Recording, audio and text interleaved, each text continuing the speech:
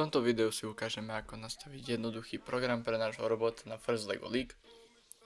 Budeme na to potrebovať programovacie prostredie pre Spike Education a pre začiatok si môžeme nainštalovať prvé dva extensiony, jeden pre motory a druhý pre movement.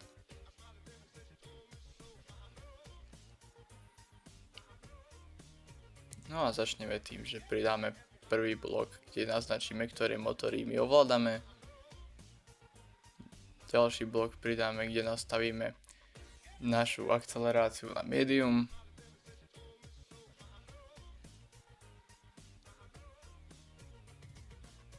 A ďalej pozastavíme obidva motory, aby držali pozíciu.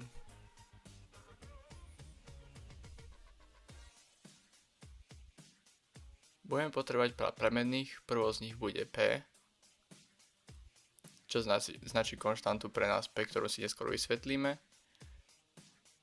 Potom minimálny výkon alebo minimum power, maximálny výkon, maximum power,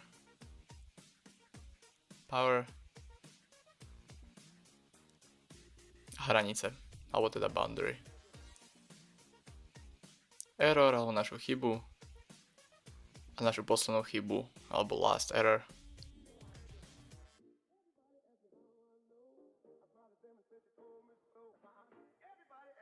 Controller output.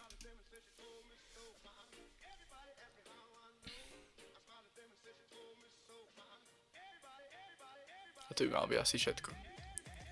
Pre začiatok nastavíme našu konštantu P na 0,6, čo môžeme neskôr upraviť podľa našich potrieb, ale nechal by som to pre začiatok tak.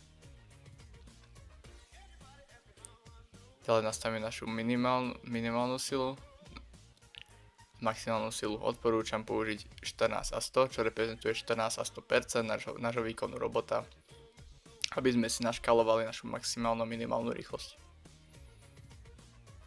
No a začneme vytvárať náš prvý blok, ktorý sa bude orientovať na pohyb dopredu. Nastavíme si našu vzdialenosť, ktorú robot bude chcieť uchádzať. Umiestnime na plátno a začneme programovať.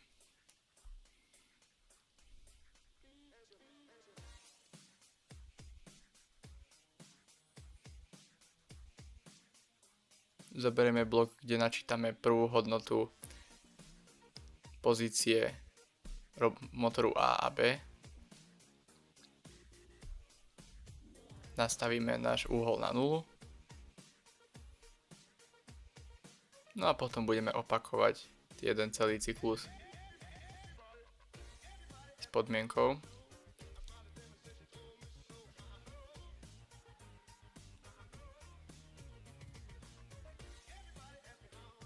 Kedy naša vzdialenosť bude väčšia pre jeden motor A a pre druhý motor B, čo zabezpečí, že náš program bude bežať, pokiaľ aspoň jeden z motorov neprekročí danú hranicu, ktorú sme si na začiatku nastavili.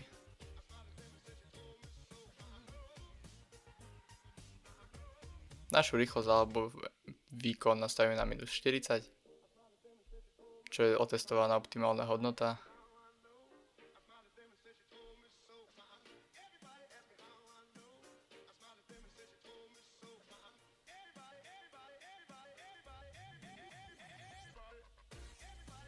No a naše hranice nastavíme na 0 minus náš uhol, čiže pre začiatok to bude hodnota 0, pretože nie sme ničím limitovaní, stojíme na mieste.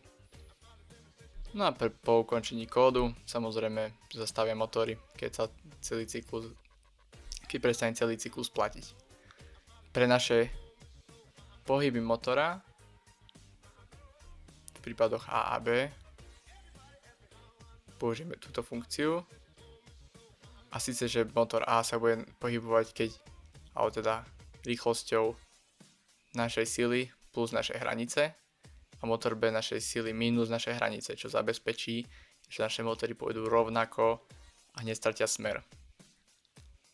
Pre pohyby doprava a doľava alebo otáčanie na mieste použijeme MyBlockTurn s nastavenou hodnotou angle.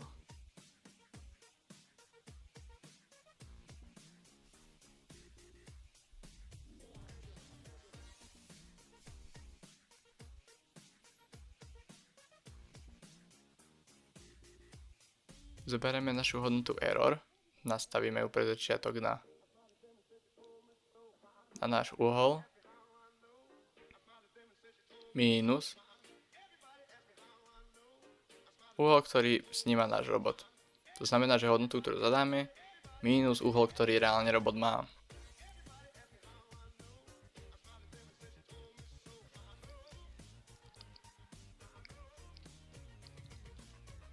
A náš kód sa bude opakovať, pokiaľ error sa nevyrovná nule.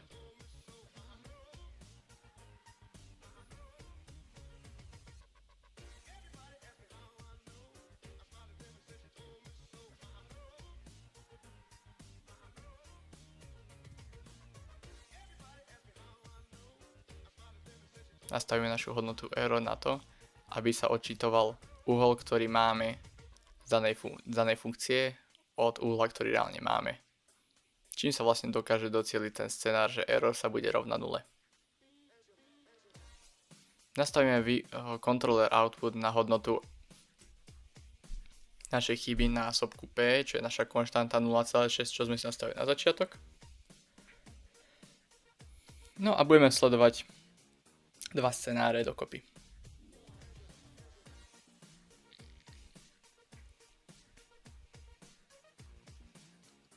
Prvý z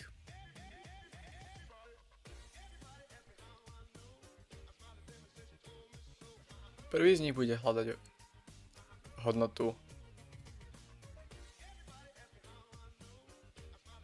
keď sa budeme pýtať, či absolútna hodnota z controller outputu je väčšia ako maximum power.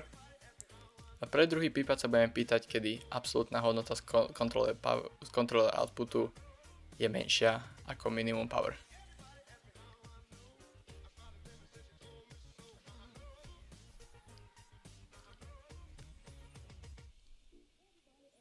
Pokiaľ sa tak v prvom prípade stane, tak náš controller output nastavíme na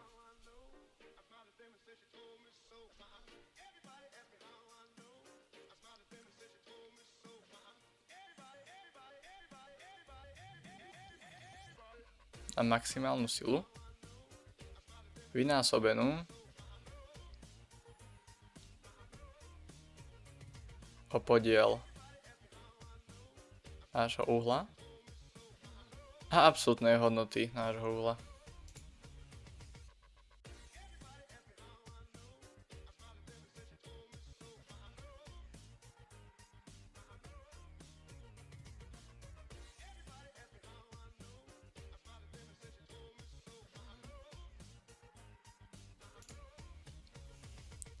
Pokiaľ bude platiť druhý prípad, tak nastavím controller output na minimálnu silu a minimálny výkon vynásobený našim uhlom, vydelený absolútnou hodnotou nášho uhla.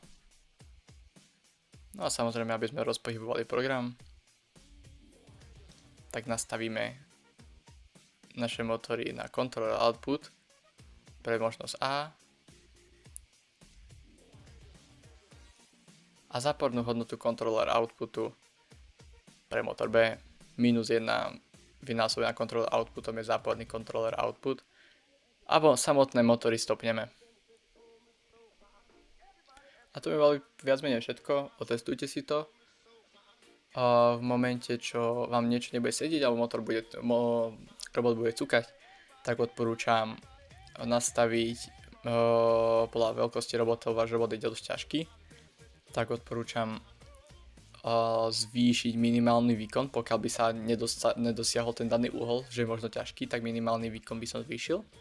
A pokiaľ uvidíte také cukanie robota, tak môžete prípadne P zvýšiť o 0,1 alebo znížiť o 0,1 alebo podľa potreby, ale viac by som s tým nehýbal. Určite maximum power nemente, nechajte to na 100, čo je maximálna škála pre najvyšší výkon, ktorý robot môže mať.